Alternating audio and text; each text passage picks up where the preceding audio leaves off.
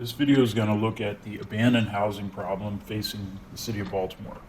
Now, abandoned houses are not anything unusual. Every major city has them, but Baltimore does have some uh, kind of interesting quirks that make it a particularly big problem in this city. So, first of all, just the sheer number is a problem. An estimate put it at 15,000 abandoned homes in Baltimore, and other estimates I've seen have more than doubled that number. On top of that, with the city's population continuing to shrink at one of the fastest rates in the country, more and more formerly not abandoned homes are now becoming abandoned homes.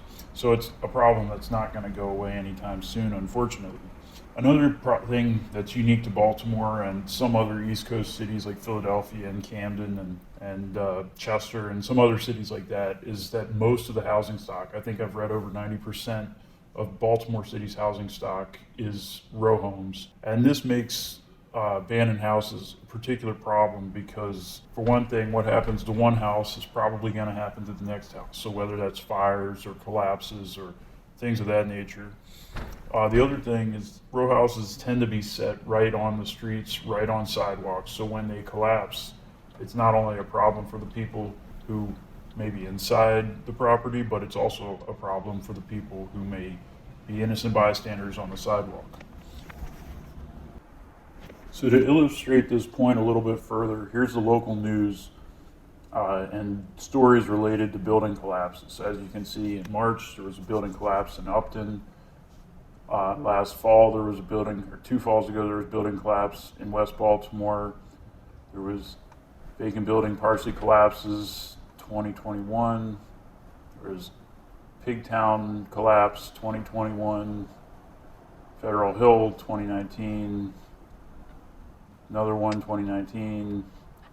Anyways, you get the point. It's not a one-off thing. Here was one, this particular one, someone was killed. They were sitting in the street outside. Another one. So the point is, it's a problem, and it's not just a problem because the houses look bad. They're an actual threat. Another threat is to the fire department, firefighters. Unfortunately, last year there was 3 firefighters killed in a row house fire. And some people may say, well, it's on fire, it's going to collapse anyways. That's true, but this house had actually caught fire several times before and had been abandoned for more than a decade. So that's a problem that shouldn't have been a problem, should have been dealt with the first or second time it burned down. Here's another one, here's another one. Anyways, it's a big problem. So what is it that we can do about it? So now we've looked at the problem and the issues that it leads to. So what can be done to fix it? The first one is something that's already underway, and I got to give the city and the state of Maryland credit, which I usually don't want to do, but in this case, they've, through the Project Core, they've eliminated over 5,000 abandoned properties.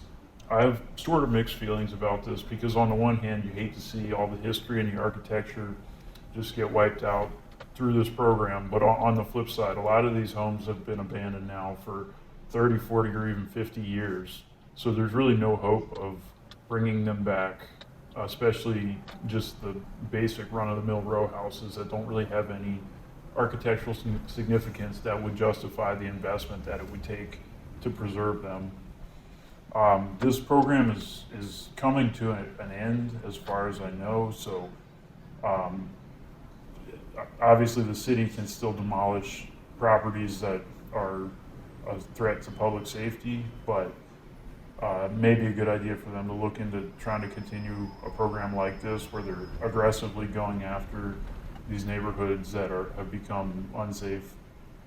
The next one, and probably the biggest one of all, is to stem the flow of new vacants, because the city of Baltimore right now, as I mentioned earlier, is still struggling to retain its population. And as you can see, it's right up there with Detroit and Milwaukee, losing almost 3% in the last 2 years of its population, which is not a good sign.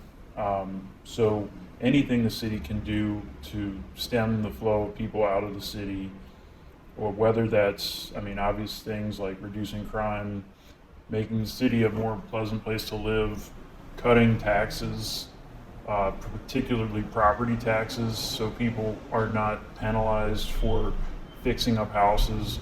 One of the things with property taxes that makes them just absolutely crushing to places like Baltimore is you get penalized for living in a nice house. So if you take that $50,000 abandoned row house and you put 100 grand into it and maybe it's now worth $250,000, your taxes just skyrocketed. And in a city like Baltimore where you have I don't know, 2.5% or whatever the crazy number is. I mean, for a lot of people, that can be the difference between being able to afford that type of a project and not being able to. So that can be, but like I said, anything the city can do to keep people in the city, keep people from leaving. I know I personally sold my house with property taxes being one of the biggest issues and biggest reasons why I did. The next thing the city can do is work to hold out-of-town investors and just investors and homeowners like hold them accountable. And the reason why I focus on investors is because the average homeowner in the city of Baltimore, regardless of what neighborhood they're in, is not going to let their house get to the point of collapsing. Most of these buildings that are teetering on the edge of collapse are owned by investors who maybe they have a 20-year plan, maybe they have a 10-year plan, maybe they're just holding them because since they're worth virtually nothing, the taxes are worth, the taxes are virtually nothing because the value of the house is so low.